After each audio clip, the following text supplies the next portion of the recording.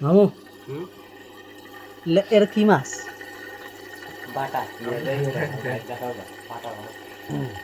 মদ্দা গন্ড আর মাগি গন্ড কবে পারবা